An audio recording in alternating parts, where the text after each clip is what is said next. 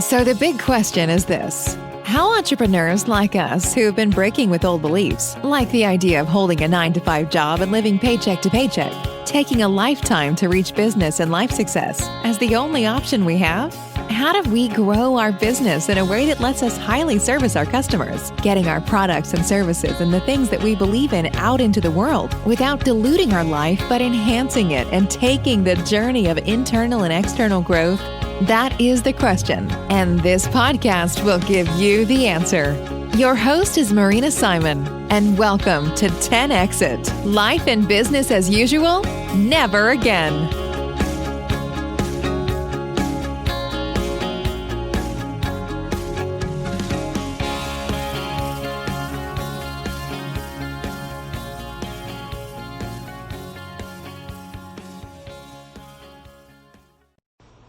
Hi guys, I hope you're doing fantastic. I'm very happy to be here with you. And in fact, I want to tell you something.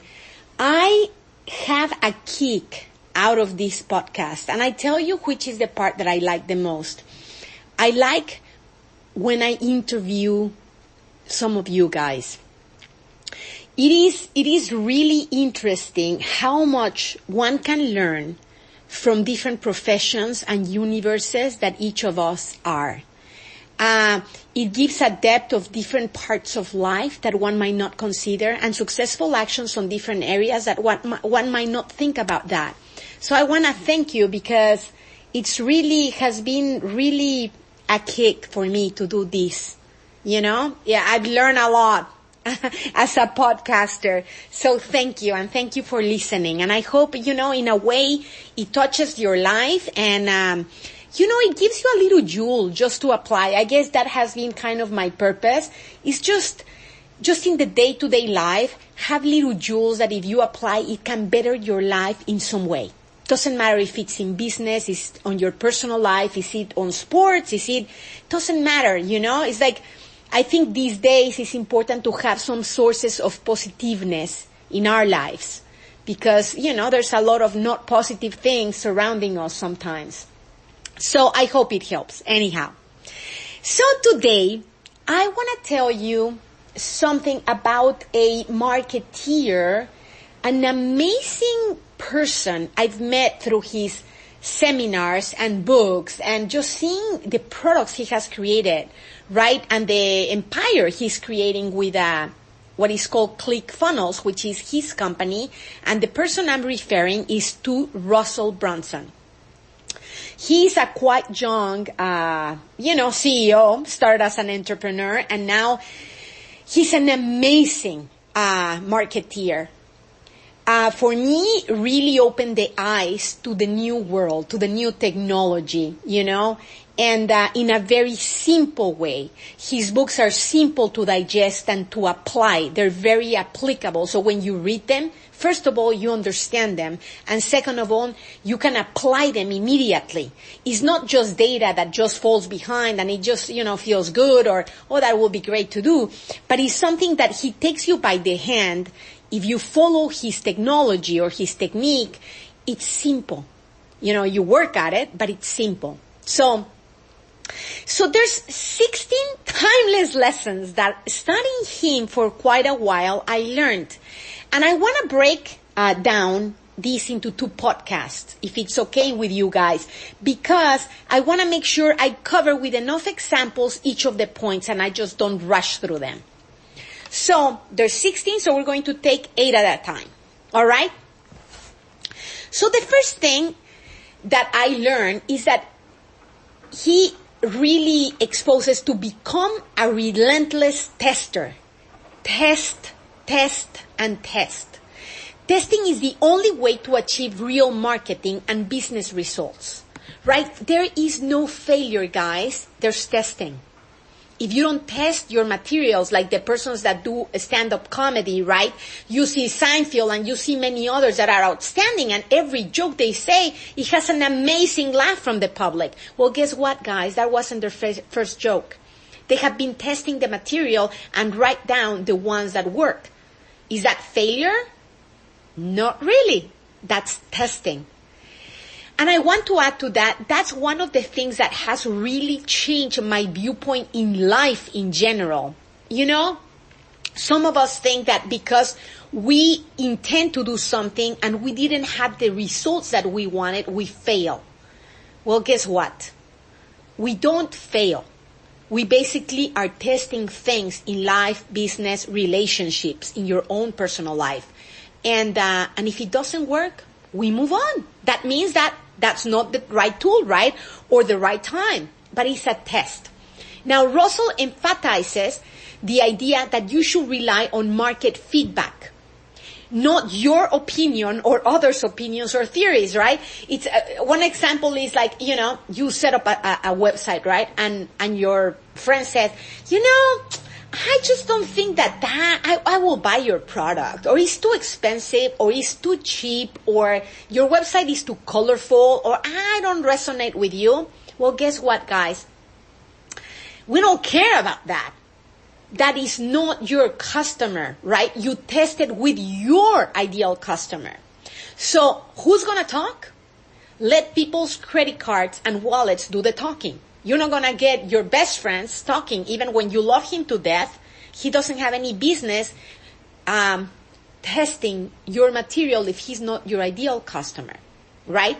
Even yourself, you might think, oh my God, no, how can I sell this product for so much money? No, I could never sell that. Guess what, guys? You're not your own customer. So stop doing that. Test everything. Test the pricing, test the color, test everything. Find out what your ideal customer is looking for. One way, and we have talked about it in the past, is hacking. Hacking something that you know that your ideal customer likes, going by other people's websites that they're there, and you see that they have reactions or advertisements, right? You can see it nowadays in Facebook, how many people are clicking on their advertisements, right? And hack it. He is a relentless tester and lets the data guide his decisions, right? He doesn't decide on emotions. No, he tests his material. That is something that we should be doing as marketeers or business people, right? Theories and hypotheses are fine as long as you actually test them. If you don't test them, they're not true. Seek real market feedback when it comes to everything in your business. Never listen to anything else, guys. Test your materials and test it with your public, the right public. So that includes your marketing, products, customer experience, etc. He has one of his products is one book called 108 Proven Split Test Winners. So he basically leads by example, right? He tests everything. The truth is that he has probably done 100x more than that testing, right? But in experience, he is the best teacher on testing. So there you have it. So test everything in your business. Do not assume and do not ask somebody who's not your customer, because you need to hear the person who has the wallet from your product. Okay, next point. Never stop learning. Russell is an obsessive learner. He learns through testing, analyzing, reading, and also he gets one-on-one advice from his mentors. Like he has mentors, he has several relationships like Tony Robbins and some other people. So he keeps on learning from other people, right? Sometimes, when he was a kid, I remember that he has, given examples how he used to collect the clips, the advertisements, newspapers. I don't know if some of you guys remember that, or you're too young to remember that, right? There's these little magazines or newspaper kind of things that, right, they have coupons, and he collected them, right, to really see what worked and what didn't work. So he really enjoys studying them. He also read a lot of books on advertisement, marketing, sales, and he studied and worked with all great direct marketing, people like Frank Kern or Dan Kennedy. He's a passionate learner and seeks new information because he's really wanted to 100x whatever he's doing, doesn't matter what, right? But in this case, just, we don't know it all. So we can always learn something. In fact, guess what? You learn from your customers, guys. Because the moment that they come and tell you what they really want, you learn that maybe that's not what you're providing. So always be open to learning. Either mentors, customers, the people around you, your best friends, it doesn't matter, They have wealth of information that you can use for your own life. Okay, number 3, love what you do. Funny enough, yesterday we were talking about, loving what you do, following your passion in an episode with Ellen Firestone. And so it is so important, right? Successful people apply this in life. Love what you do. If you hate your work, if you don't like your work, guess what? You can change it. You have the right and the freedom to change your life and to decide to turn another turn. Who tell you that everything is written in stone? It is not. It's your decision. You run your life. So make sure that you're passionate about what you do, or at least you love what you do. Okay, so there's one thing that elevates Russell above these entrepreneurs, and he is insane in doing and putting his passion on what he does. He has really a lot of energy about that, right? Entrepreneurship, for those that know the road, is hard. It's not easy. And if you don't love what you do, my God, you're in for a rough ride, right? So there's a quote from Steve Jobs that, interesting enough, I put yesterday, in our last podcast, and it's, your work is going to fill a large part of your life. And the only way to be truly satisfied is to do what you believe is great work. And the only way to do great work is to love what you do. If you haven't found it yet, keep looking. Don't settle. All right? Steve Jobs. So, if you haven't found what is your passion in life, don't settle, guys. It's there. And most likely you know. You know how it's easier to find, or at least it gives you an inkling, or where is it near? Look through your life, and by years or decades, or, however it's easier for you, look through it and see what areas of your life you were the most happier. And then look what were you doing. And you find that your passions are near the areas where you have been the most happy. And then, try to align it with your present and, doingness or whatever you're creating in life. Okay, next one. Get mentors or people to give you successful actions. Surround yourself with successful people. Because guess what? They have successful actions, and you might not have to walk a long way to get those successful actions. It's basically, in a nutshell, learn the technology of what you're doing. There's already a technology, most likely, that works. There's many technologies that do not work and do not go there because, it's messy. But get with people that are successful on the areas you want to be successful. Surround yourself by that people. And learn the successful actions that they have learned through the years. So, one of the best ways to accelerate your results is to get help from people with more experience than you.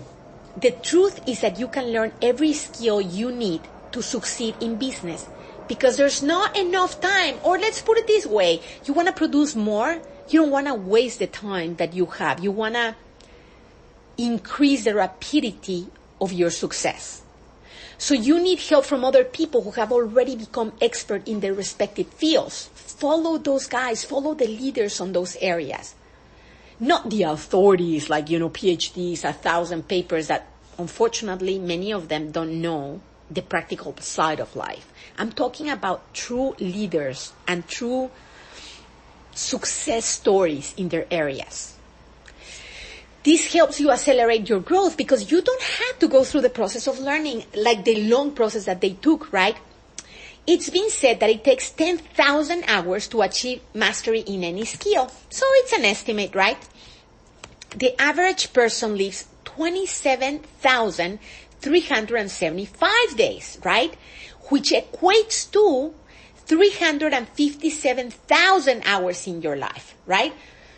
So if you subtract 8 hours of sleep, you only have 4,800 hours, waking hours, productive hours in your life. So we don't have that much time just to waste it, right? Or we decide not to. So get help from people who are successful already, right? Be willing to learn. Be willing to learn techniques that people have developed that have proven successful. That's my point. Look for technologies that have already been proven successful and get them and learn them. Okay, so give you an example. So Russell is a success story in marketing, right? In digital marketing and internet marketing. Well, read those books, find out, see how can you apply it to your own marketing. Or let's see, in fact, Grant Cardone has a program, I think it's called Power something, in his Cardone TV or whatever it is. And you know what he does? And it's a pretty interesting viewpoint. He interviews very successful people and billionaires or something like that. And he asks to give their successful actions that have taken them in their different industries to the top. And you can see that they walk the walk and talk the talk and find those jewels that when you're in that area, if you apply it, it makes your road easier, less bumpy, and more successful. Right? I'm just trying to give different examples. Just choosing your industry, whomever is at the top that has proven to be successful. And follow the steps. Get their books, learn it, see their webinars, see them, follow them, and get those jewels, because most likely will make your road easier and faster. All right, number 5. It will still take a substantial amount of time to reach your goals. So, it's just like the physical universe has its own lag with it, right? We would like to run. We would like to run fast. But unfortunately, there's a certain lag that we have to fall through. So be patient. Don't want to become a millionaire over a midnight, right? Over a day. Because, it takes conditions to go up, right? You start at the beginning, you work yourself up, and then, you can reach the top if you apply those successful actions and, and are ethical and has discipline in production. So be patient. So success doesn't happen overnight because you have to work at it, like anything that is worthwhile. If you want to make millions, one day to the other, most likely it's not really a productive activity, right? If you want to add value and service the people around you and become an expert on whatever you do, it's going to take a little time, right? You're just going to start from the beginning, learn it, become a master on it, and then share it with the people around you and create a very powerful condition for yourself and others around you. So there you have it. Be patient. Number 6, write your sales letter first. This is this is one point that blew me away, I have to tell you. Because when you go to business school, they teach you build the product and then you make the marketing, right, on it. Or you build your sales letter around the product. Well, guess what, guys? It's the other way around. Russell says, write the sales letter first. Come up with the best offer, the most insane bonuses, and the craziest claims you can think of. Write with abandon. The only limit is your imagination. Create the best marketing vehicle for your imaginary product. And when you're finished, you'll have an incredible sales letter. Your next job is to make the product live up to the sales letter. Russell Brunson. So this is the simple lesson that it will stick, with me for a long time. I used to think that, you need to create, again, your product first and then work the marketing and sales. So it was all backwards as the business school, education that we had. Instead, it is best to write your sales before creating your product. Why is that? Because when you write your sales letter, you're creating a vision for what your product should be. You outline all the amazing things that you want to do. Then you just need to make the sales letter become a reality with your product. The backward approach literally transformed everything, in many areas if you see the way he operates. So Try it. Try it really. It's an interesting way, especially if you don't have a product and you're intending to go into marketing in the internet. Try it. It's pretty interesting because what is happening is you decide who's going to be your ideal customer and you create the product along with them. And they will tell you what they want. So when you deliver, you really, really be nailing it down. It's you will be creating products and solutions that are 100% better than your competitors because you're not in the trial point. You're already delivering what your customers want, right? There's a guy called Steve Larsen, right? He used to be part of ClickFunnels and was the funnel builder, which is sort of like a website builder for Russell Brunson. And he has made millions. And the way he does it is he communicates with his ideal customer. And he normally is into coaching, right? And teaching people how to do, funnels, which are sort of like websites, but more streamlined. And, but the way he does it is he first asks what the public wants and he builds them with it. And guess what? He charges up front and then he delivers the product later. But guess what? He delivers such an amazing product that he is making tremendous amount of money because he's really adding value and delivering what his clients or customers really want. So it is the other way around. If you have established companies, I totally understand. But if you want to deliver a different line of product, or if you or you're in the path of becoming an entrepreneur and you're just now building your product or thinking about what product to build, I recommend you to read Russell Brunson's books, at least .com Secrets and Expert Secrets, and see how he does it. Because you don't have to have a product. You really don't. You first get them to tell you what they want. And then writing your sales letter, then you deliver the product exactly how they want it and how, what they really need and want in order to solve the problem they're hitting against, right? Okay, number 7. The only thing that matters in the beginning are sales. There are countless distractions when you're first starting a business, right? Should you redesign your website? Should you do social media? Should you do Google Ads? Should you do Facebook ads? Should you do search engine optimization? You get the point? Should you create a better logo? Should the colors are okay? The possibilities are endless, and that's both a blessing and a curse. These things are all distractions in the beginnings, and all that matters in the beginning, really, what matters is selling your product or service, whatever the case is, right? So he says, the only thing that matters if you want to go from $0 to $1 million is sales. Sales are the only thing that matters. Remember, no one knows how good is your product until they use it. That's why you have to really put your attention on creating a minimum viable product and then put it into the market. Put your attention on sales and iterate on the product based on real customer feedback. Again, listen to the market. That's all you can do. Take imperfect action, but take action, you see? So,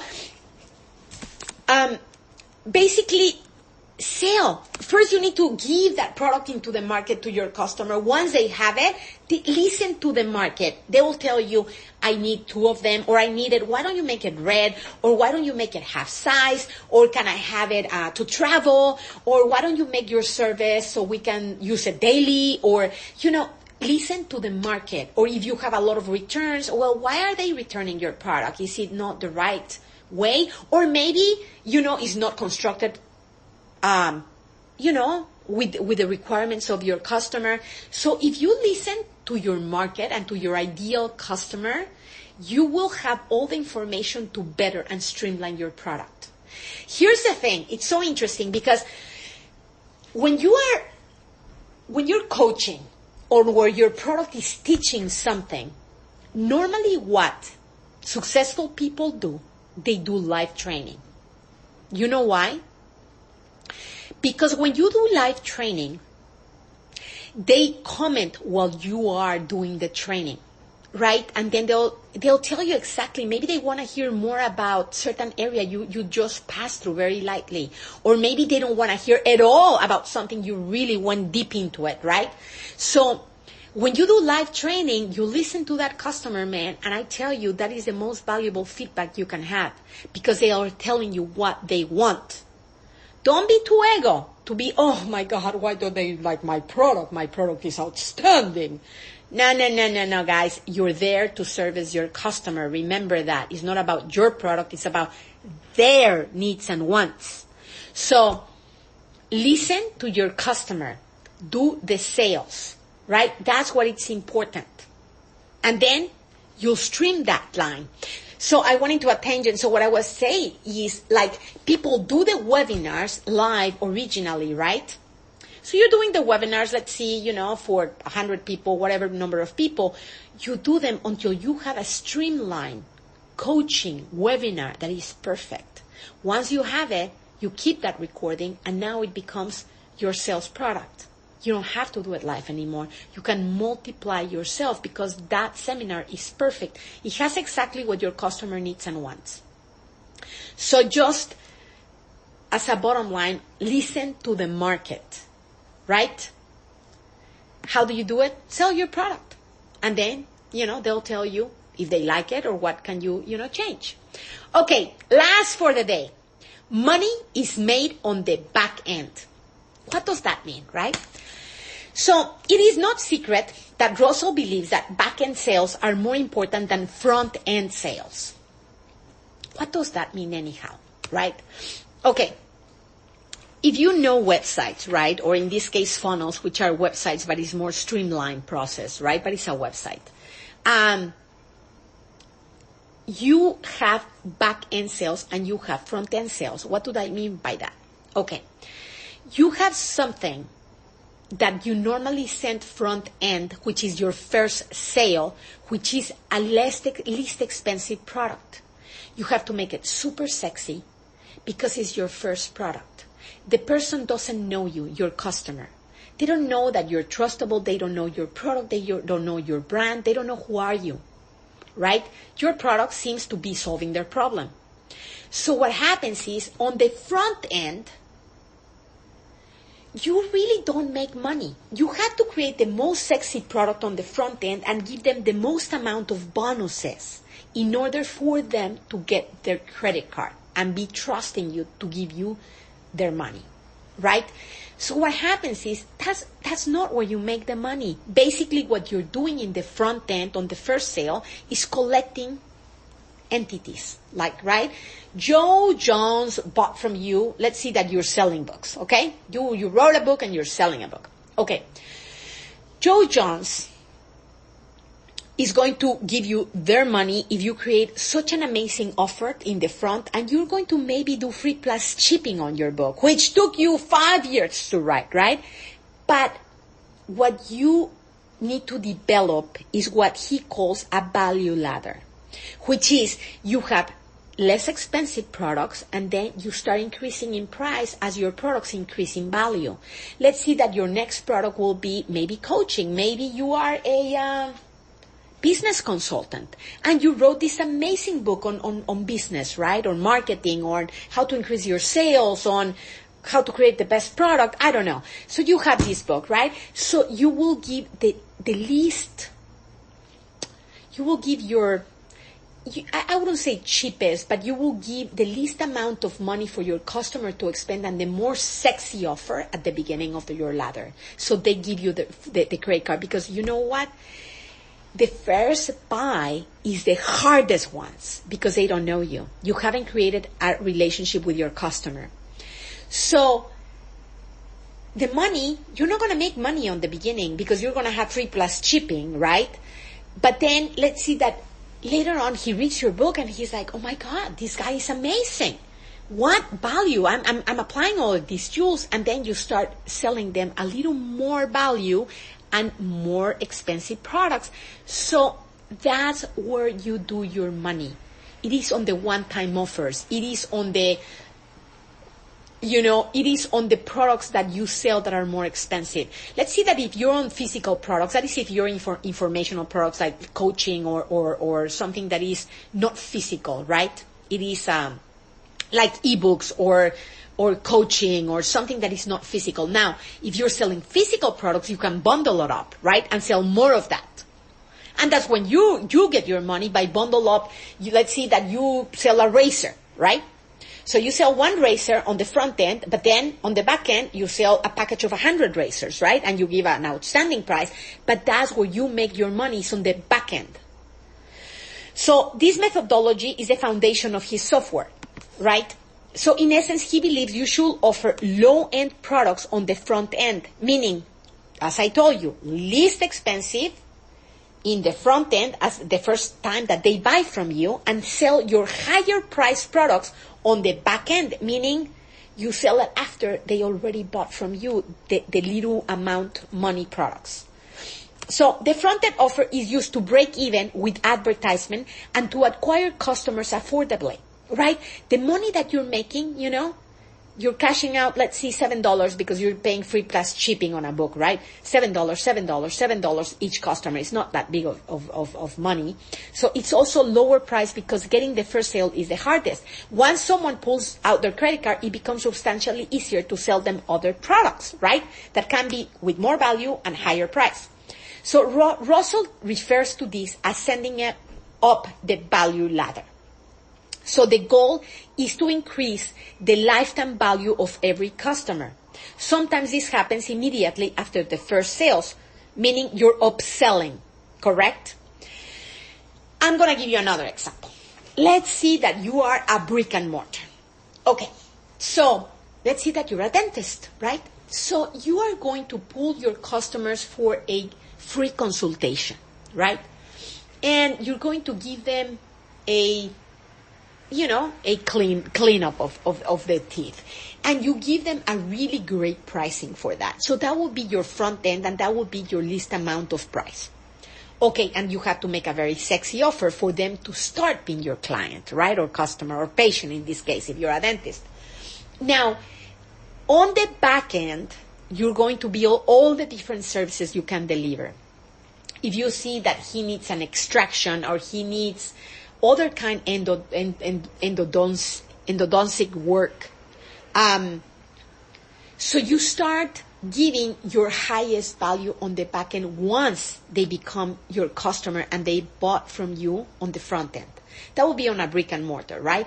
On the internet, as I told you, let's see that you sell your cheapest product on the front end. Let's see, what other industry we can say? I don't know, glasses, let's see, okay? So you're going to sell a very good product, but not expensive on the front end. And maybe you give them as a bonus, all this free ebook on how it's important, to protect your eyes against sun, or, give them important information about their eyesight. Talk about glaucoma or whatever, it is important for those patients. And you give them those things for free. And maybe you put a couple of other bonuses together, right? So you're giving them your front-end product ahead. Once they become your customer and they see your value, then you start pushing them up the ladder of value and get them to walk that adventure with you. So now you say, hey, Mr. Smith, I see now that you have, astigmatism. So you can sell them a very, very amazing pair of glasses with special lenses that will correct that for them. Or you do LASIK, and then you offer LASIK for them. But that's the way you take them on. Because let's be honest, somebody who doesn't know you, it's hard for them to buy from you a high-ticket product. You have need to develop a relationship with them before they buy from you that way. So guys, I think this episode was longer than I suspected. I hope I didn't lose you in the middle. Tomorrow we're going to see the last 8 points. And I hope it was useful to you, because it has been for me. Thank you and have an outstanding day.